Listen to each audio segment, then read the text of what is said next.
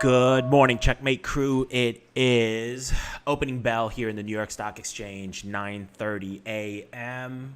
Wednesday, September 21st, 2022. Today is the day of FOMC, okay? We got FOMC later today. It's at 2 p.m. Eastern time. It looks like it's almost a sure thing that we are going to have a 75 basis point rate hike, okay? It's about an 80% chance right now, I believe. Yes, over 80% chance that it's going to be 75 basis points. And it looks like we're going to be topping out in December at about 4.5%, okay? So that's what's priced in right now based on the Fed futures. I usually do not watch what the Federal Reserve Chairman says. I don't think it's really all that important. It's really based on what the bond market and what the market and the overall market reacts to that announcement. All right, so I'm going to be watching the market internals once that rate announcement is made. Now, I've warned you guys many times, all right? If you are going to be playing short-term trades, I do think that a lot of the real moves, the quote-unquote real moves of the market after the FOMC happen about a day or two afterwards, possibly even the Monday of the week after. And the reason why is because, Asia and Europe are going to be closed by the time the rate announcement is made. These institutional traders are not up and waiting for this announcement, to start pressing buttons. That's not how this works. They're probably going to find out what happened on their way to the office in their morning. And so sometimes you don't see that quote unquote real move until a day or two, or possibly even longer, until, again, that Monday afterwards. So I'm not going to be really doing much. If I do see certain levels that are breached, I may enter into some of our trades that we've been planning for weeks now. But for the most part, I'm going to stay put, all right, and just observe what's going on, all right. So that's my FOMC part. Okay, so yesterday, it's last night for us, but earlier in the day in Europe, we saw that Putin made that announcement. He made an announcement to mobilize their forces. There's going to be some military conscription based on roles. Some people with certain military backgrounds are going to be asked to serve in the military again in Russia. Okay, so they are taking a little bit of a more aggressive posture. And that sent the markets lower, okay? We saw Eurozone. We saw the euro break down. We saw the dollar go up. Initially, the equity markets also, the futures equity markets in the U.S., they did go down, but they recovered most of their losses, and they actually opened up with a gain of about 0.4%. So, I think, there's a lot of fear about this. There's a lot of fear, I think, about the costs, okay? So energy costs are expected to stay high now because of this, and we're seeing that also in crude oil and nat gas as well. Crude oil, nat gas are up as well, as one would expect, with all of this headline news coming out of Russia, nat gas as well. One of the things that I wanted to talk about today actually was the situation in Europe, because I think it sets us up for a few trades that actually we can do, some actionable trades. So let me just give you a rundown on what's going on right now. Okay, right now there is talk of decreased liquidity within the European energy space, all right? This is the Dutch natural gas futures, all right? And as you can see, we've had some pretty decent volume, 2019, 2020, 2021. Oh, look at what happened. Look at what happened. As prices started going up, we have seen less and less volume, less and less participation, okay? Now, why is that, all right? Now, here's the thing. A lot of companies. Let's say you're a gas importer. Okay, let's say you're a gas importer, and you deal primarily in the natural gas spot market. Okay, you have just bought all this natural gas. It's on its way. It's going to take a few weeks for it to get to you, right? What if in that time frame of it coming to you, the price of that natural gas drops? What if energy prices drop? Okay, these companies need to hedge. How do they hedge? Well, they hedge by shorting futures. Okay, futures markets. They hedge by shorting this. All right. Now, here's the problem. So as you can see, futures prices have gone way up, and liquidity has actually gone way down in these futures. So what does that mean? A lot of small participants in this market, the smaller ones, all right, the smaller utilities, the smaller gas importers, the smaller energy trading companies, they're going out of business. All right, they went out of business because as they hedged, the cost of hedging went way up. It skyrocketed. All right, right now, I saw some reports that the margin interest. Okay, so when you short a futures, you have to borrow money from the bank. You usually have to post up a margin requirement. Usually, it's about 10 to 15% of the total cost, and then the bank pretty much fronts the rest. And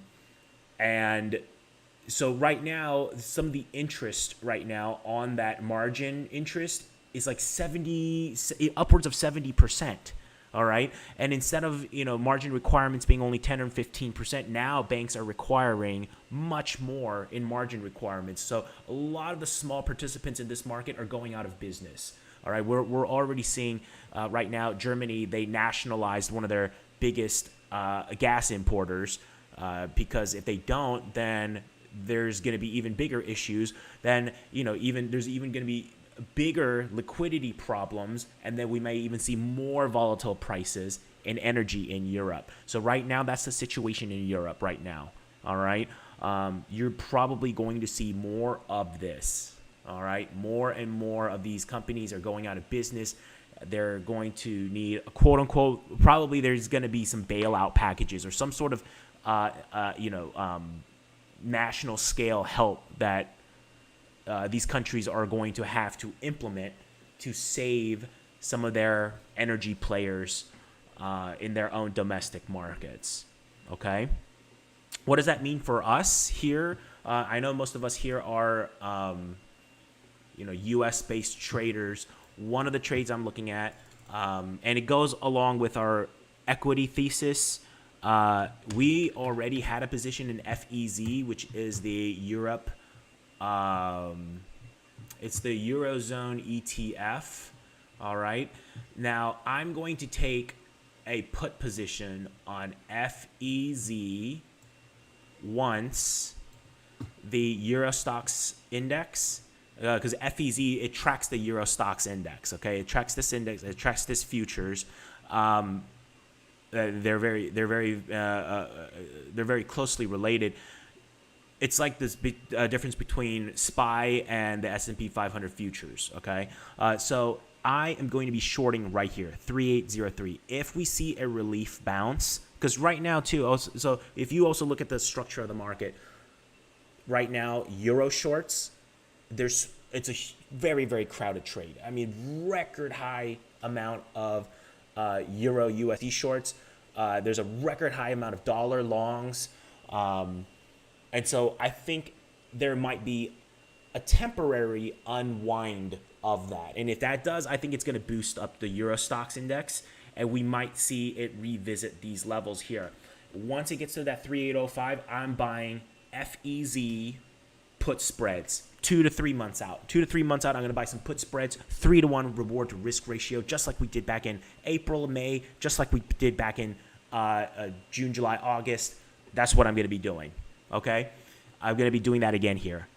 I think even if the United States markets, U.S. equity markets, if they recover more, I don't think the Euro Stoxx index is going to recover as much. I think it's going to revisit these levels and then head back down again. Okay. Plus, it makes risk management easy. If we close just a week or two above these levels, I just get out at a very small cost, a very small loss. All right. That's why I'm going to do 2 or 3 month debit verticals to keep the gamma as low as possible, because if I'm wrong, it's going to show really early if I'm wrong, okay? If we wait and are patient for this level, yeah, we may miss the trade. It may just keep going down. But if it does come here, we'll know very early that we're wrong, and we can get out at a very small loss, okay? Because, again, gamma is not really in our favor at that point. The gamma is going to be very low, all right? So that's why I'm opting for a vertical put spread 2 or 3 months out once we get to this level, 3805 or so, and then I'm going to play it just for the way down, take my profits around these levels right here, okay? That's a 300-point move on a $3,800 index. Okay, that's a pretty big move. I mean, we can probably double our spread on that move, depending on how quickly it goes. The slower that move is, actually, the more we'll make. All right, the quicker the move, the less we'll make. It's actually a pretty big difference because of that gamma.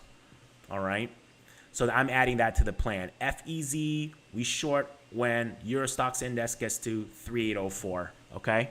3 to 6 months out, or 3 to 4 months out, all right? So that's the plan, okay? I do think that, it's very likely, and maybe the FOMC is the impetus for that, okay? Maybe we might see the dollar drop a little bit. Again, dollar longs are super crowded trade, so, it might be kind of like the opposite of the ETH merge trade. It was buy the rumor, sell the news. This might be with the dollar, buy the rumor, sell the news. And in the equities, it could be sell the rumor and buy the news. Okay, so we might see a little bit of an unwind in that position. And also, too, just to go over U.S. equities, my plan still hasn't changed, guys. Nothing has changed, although... I told you guys, I'm going to be buying SPY if it gets to that 3,600 and then buy more at 3,400. If we get to around 4,100, I still plan on buying puts on the triple Q. Okay, the QQQ, that's the NASDAQ ETF. The ETF that tracks NASDAQ, all right? So I'm still waiting for that. We may even get there today. I know that sounds ridiculous, okay? I know that sounds ridiculous, but it's possible. It's possible. It's a 5.6% move. We had a 5% down day on the 13th a few days ago, about a week ago. So I don't think it's that far-fetched. We might see a 5% move up, especially if we see the VIX drop down to like 23, 22, if those puts get cashed. If some of those near-dated puts, like 3 months out puts, get sold off, we can definitely get to 4,100. Remember yesterday on our video, I told you guys that there was a lot of puts bought at 3,800, S&P 500, 3,800, 38 to 3,850. Guess what? If those long puts get cashed after this FOMC, we can do that. Back in 2008, I'm not trying to say this is 2008 markets, by no means. I'm just using 2008 as an example of another, bear market year. During a bear market rally, we actually had we had 2 days where the market went up 10% in more than a day. Okay, let me find that. It's worth finding. Just to give you all guys what's within the realm of possibilities, okay? It's definitely within the realm of possibilities right here. Look at that. 836 to 934 all in one day. This is the daily chart, okay? Daily chart. All in one day. That is a 12% move in one day. 12% move, okay? Right here too. 910 to 1010. That's a 11% move, okay? Actually, this is more like, 12% move. This is an 11% move. So it's possible. It's definitely possible, all right? I remember this. Back in, I was a very young and overly aggressive trader.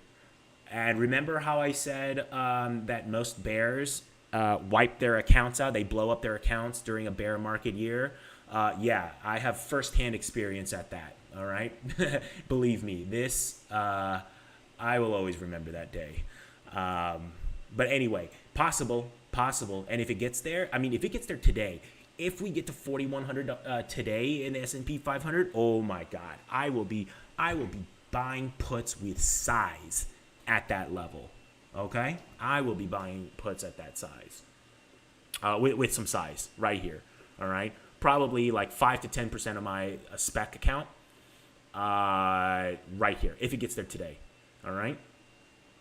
We shall see. Okay, we'll see what happens. All right. I'm not trying to predict the future. I'm just anticipating what could happen. Just thinking 5 or 6 moves ahead, just in case if it does happen, then I'm acting with a plan and not reacting to my emotions. Because if it gets there, if it gets to 4,100 today, believe me, a lot of people, including a lot of you that are listening in today, you guys are going to get very, very bullish. The bear case is going to be like out the window. No one's going to think bearish anymore. Believe me, a lot of people are going to be screaming bullish once we get here today, if we get here today. All right. So again, I'm trying to just act with a plan and not react by emotions. If we get there, I'm shorting. Look at all our liquidity data. All right. Look at all the things that we look at on a daily basis. Remember our junk bonds ADL? Went down, all right, by 673, declines over advances. It's still very weak. Liquidity data is worsening. It's weakening, okay? It's weakening. New York high-low line still curving down, all right? The AD line still going down, all right? Our AD line is actually making now a lower low, okay? This is the advanced decline line of the New York Stock Exchange, all right? Equal weighted S&P 500 still making its way. It got down. It got rejected off of its 100-day moving average right here. And remember what I said? If it gets rejected by these, I said this red line, but I mean it didn't. It didn't even get up there. It just got rejected even earlier. Okay, and I said if it starts going down, we might see new lows in the market. So we'll see. We'll see what happens. Okay, I still think ZF is a very important indicator. Since we're looking at indicators, we might as well just run through them all. ZF, it's still, oof. I mean, when the Russia news came out, when Putin was on TV, this kind of went up, but now it's coming back down. And that's making a big candle wick up, and now it's on its way back down again. Okay. Remember, as long as this is going down in this market environment, this is dash for cash. Okay, we're seeing it in the dollar, right? We're seeing the dollar getting bid up now because of this. Again, it becomes more favorable to hold dollars when these short-term yields are spiking up. When short-term bond prices are going down, when ZF is going down, short-term yields are going up. Yields and prices of bonds have an inverse relationship. Okay, so as long as this goes down, there is an alternative. Tina, there is no alternative, does not exist. You know, that's what we had in 2020, 2021 when yields were so low. There was no alternative to get yield. People had to buy stocks. We're not in that environment anymore as long as this keeps going down. Okay, so if we see a rally and all of our indicators are still showing weak liquidity, hey, I say buy some puts. Okay. And again, I'm going to buy puts 1 to 3 months out, put verticals 3 to 1, reward to risk. All right. That seems to be working very well for us. It worked for us back in March, April. It worked for us June through August. I think it's going to work again this round. All right. So 3 times a charm. Let's go for it. Okay. So that is our plan for equities. So we just added Europe again to our short bucket list. 6J, which is the Japanese yen. I'm really hoping that it gets to these levels. I mean, if it does, I think this is going to be the trade of the year if it gets to these levels right here. Okay, still that hasn't changed. I am still waiting for this right here, 0.006921. If you guys are more Forex based and you guys are looking for Forex trades, I mean, it's the opposite here. I'm just waiting for some of these highs right here. So that would be around 144.71 on the USD JPY chart. Okay, so if you guys are more Forex inclined, you can use the Forex and short this, which would be the same thing as the trade that I'm suggesting. I'm just going to use futures so that I can sell covered calls on it at certain levels. Because, you know, the Japanese yen futures, they do have an options market, so I can sell covered calls. So if I enter here, I'm most likely going to start selling covered calls once we get to 0.007. All right. and I'll hold. And we'll see what happens. Okay. Speaking of the Russian news and energy, I think I think my thesis on uranium is even stronger now. If Russia is going to double down on this and have an extended conflict with Ukraine, and we have extended sanctions against Russian energy, I think that uranium, I think governments are going to get a lot more friendly towards uranium and nuclear power. We've already seen that. We're already seeing this in Germany. We're already seeing this in Europe. They're rethinking, a lot of countries are rethinking their energy security infrastructure. I think this is even more of a bullish case for uranium. It just makes my resolve even stronger. UUUU, we're still in it. All right. I covered my covered calls. I closed my covered calls out back. I think it was yesterday or the day before. I had the, I believe I had the 8. Yeah, I had the, no, I think I had the 10. Yeah, the 10 covered calls. And I got out at 5 cents. Okay. And here I still have my 6 puts. Okay. Remember, I sold covered calls and then I bought protective puts with it. So I still have that just in case if we see a drop in the market today after FOMC. I mean, I don't know which way the market's going to go. I have a plan for if the market goes up after FOMC. I have a plan if the market goes down after FOMC, okay? There's no absolutes. Nobody can tell the future. You can't tell the future. I can't tell the future. Nobody can tell the future, all right? We just have a plan. We cover all of our angles, all right? As traders, that is our number one job, is to protect capital, and we are paid to manage risk, all right? So I don't know which way it's going to go. I just have a plan for both directions. If the market tanks, I still got my puts. I cash out my puts. I buy more shares, all right? Very simple. Very simple. HUT. I covered my covered calls on HUT as well.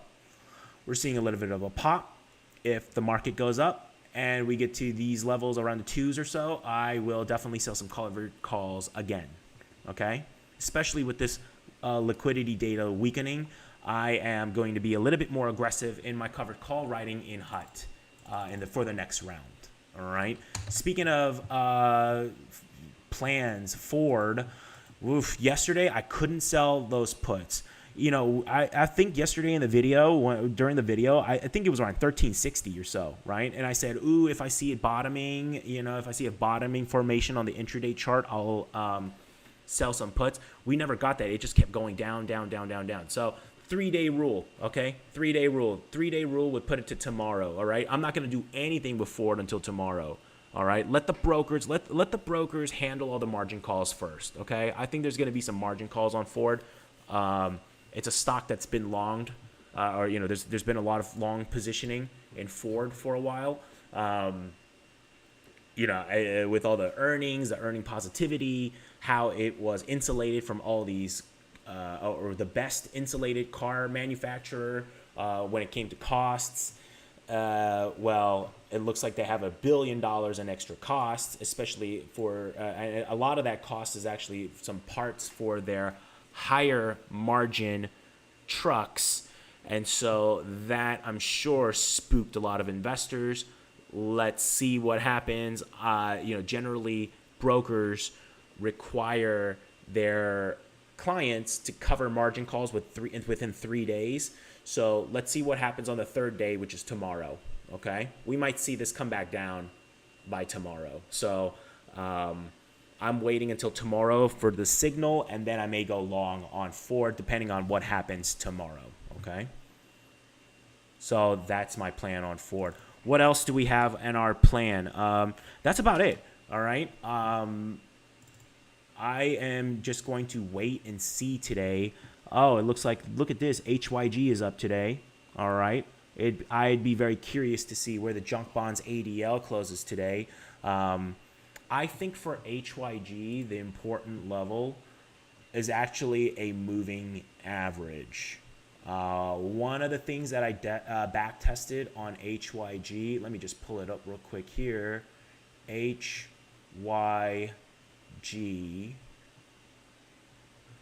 on my trading view platform. Yes, right here we have the 15-day moving average. All right, it seems to be a very sensitive point. Actually, whenever we close above the 15-day EMA on HYG, we usually see the junk bonds ADL turn positive. Okay, we start seeing like 3-4 days of advances over declines whenever HYG goes over the 15-day EMA.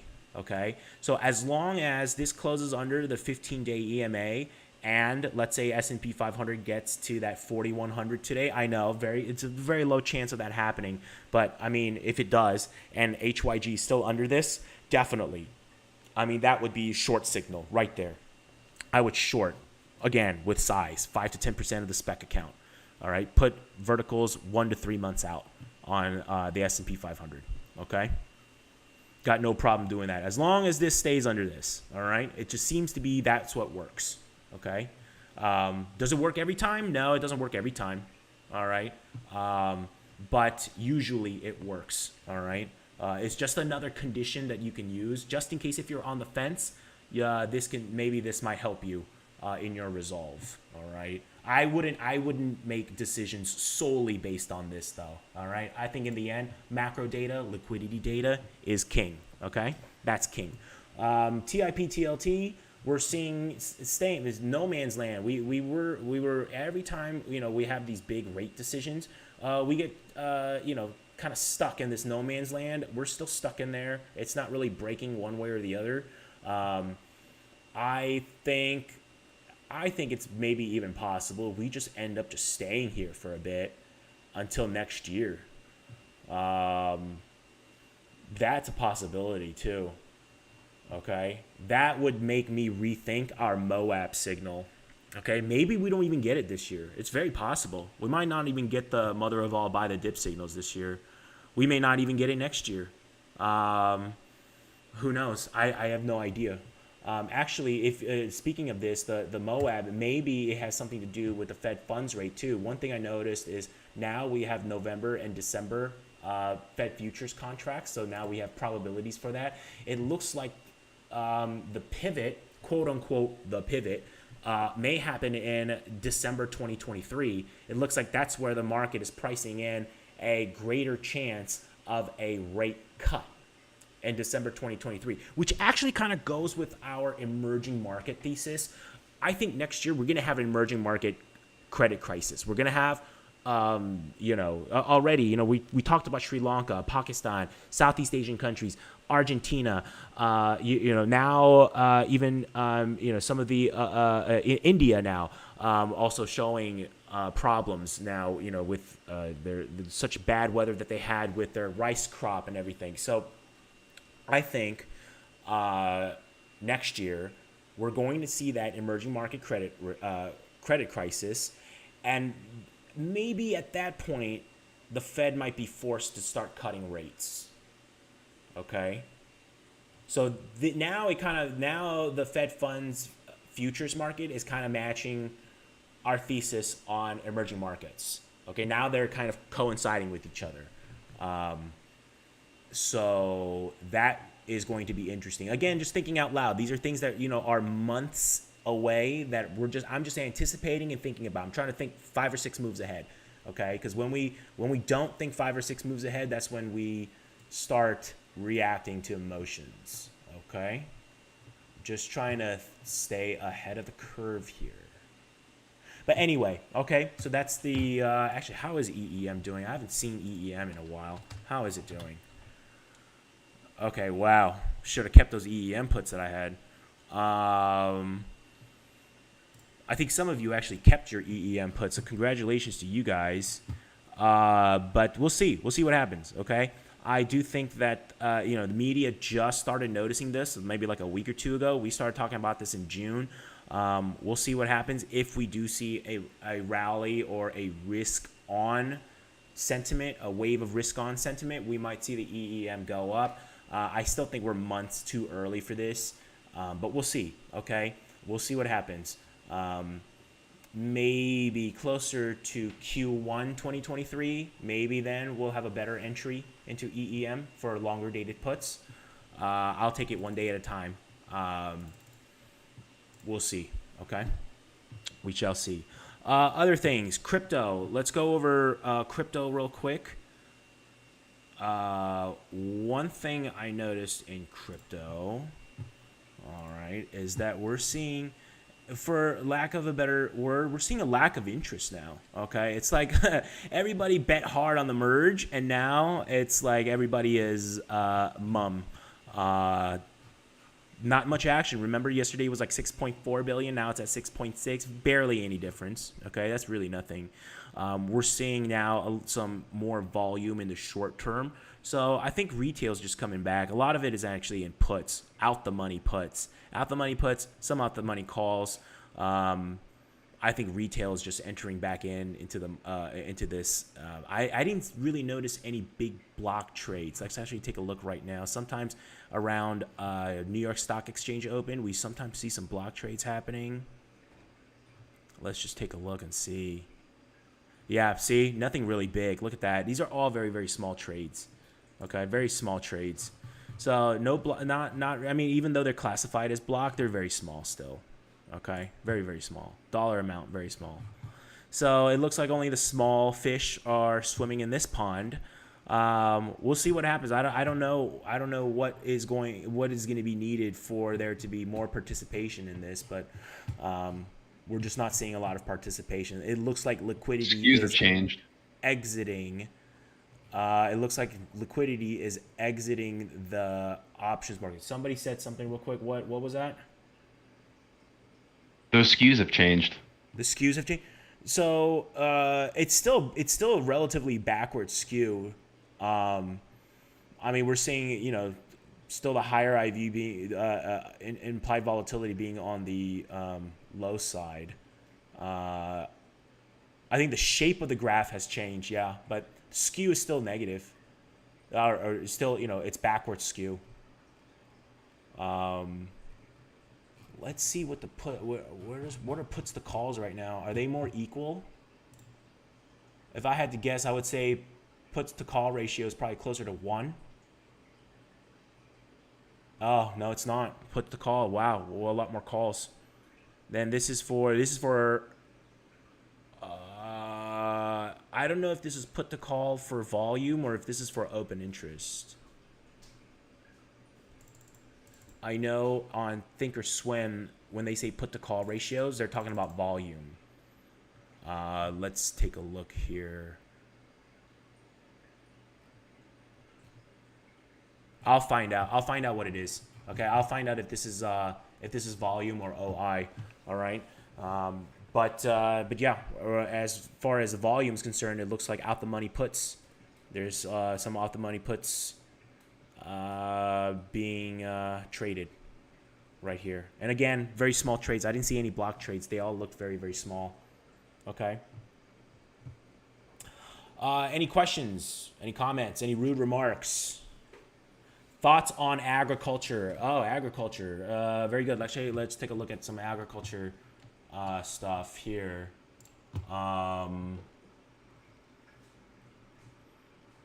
ZC. I actually want to take a look at ZCZ 2022. This is the corn December futures.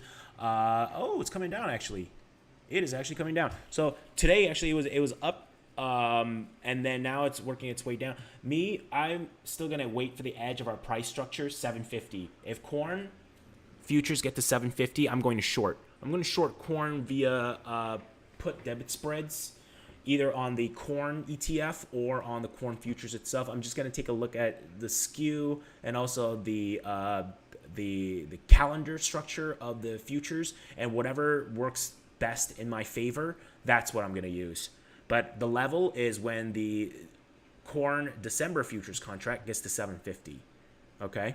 That's my level. All right? Wheat was also up initially. Oh, but it's coming back down. So it looks like, it looks like this news was just, that Russia thing, I think it was just very, very temporary. At least here. At least anything that's traded here. I think Europe had a way more negative and more lasting consequence of of last night's, I guess, theatrics. But here it looks like that move got faded here in the U.S. Anything priced in dollars, I think it just got faded. Yeah, we had much bigger moves. I remember when that when Putin was on TV, this was like all the way up here. So was gas. So was oil. Oil was way higher, and then it dropped. So it looks like it's getting faded here. It even looks like even the European stock market, it's just fading it. So I guess it was just a non-event, I guess. We'll see what happens. I think all eyes are on the Fed. FOMC, that's where it's at right now. Everybody's just worried about the Fed. 75 basis points is pretty much priced in. We'll see what the market's reaction to it is. It's not really the stories that we tell ourselves or the story that the media tells us. It's the market's reaction. So I'm going to be closely looking at the bond market. I may even come back live at the end of the day just to review some of that bond data as well, okay? So we'll take a look and see what happens for that. Any other questions, comments, rude remarks, anything else? Oh, Google. You want us to take a look at Google? I warned you guys about Google yesterday. I said, you might want to watch out. It may chop out. And, maybe you guys do end up not having any drawdowns and maybe this just tanks. Possible. But it's just right here. I just felt like there was no edge. I mean, I do want to short equities because of our weaker liquidity data, but that doesn't mean I do it here, though. I would rather wait to short equities once we get to around here. Again, S&P 500 around 4,100 or so. That's when I'll start looking for shorts. But Google is a good one because it's the most sensitive to the dollar strength. So if you think that at 4,100 or so, there's going to be risk off again, is it probably a good chance that the dollar goes up too, and that would mean extra pain for Google. All right. So Google's a great candidate to do that with. I just think if the market goes up to 4,100, I think Alphabet, Google could get to about 110 or so. Okay. So if you want to express a short in equities using Google, and you want that edge, I think the edge is really in your favor once it gets around that 109, 110 zone. And that's where you want to go. That's where you want to leverage with size, and you can just go down.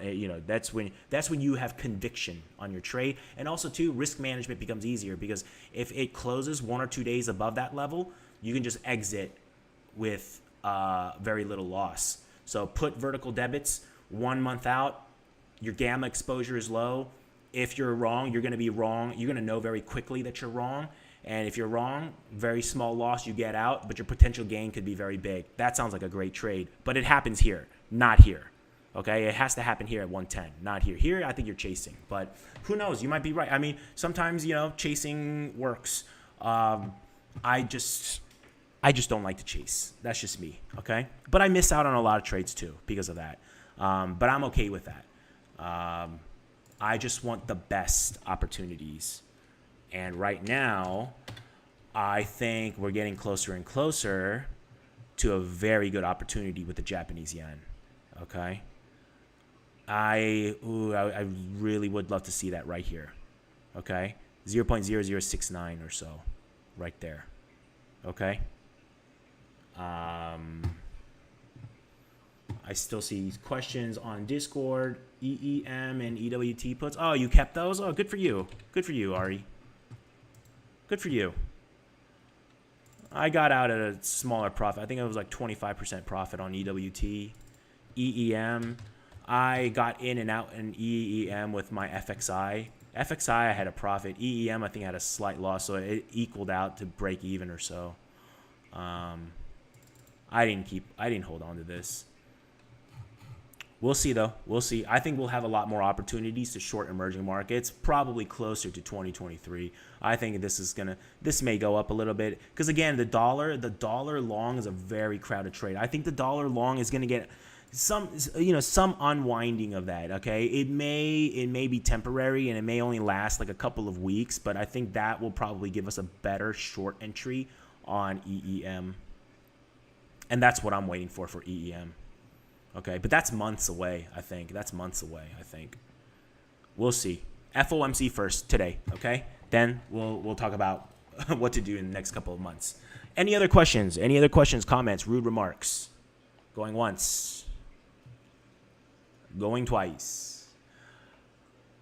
All right, let's call it a day. Okay, so that ends our morning market memo. Look in the description of our video. We have links to our Discord. We have links to our other sites as well.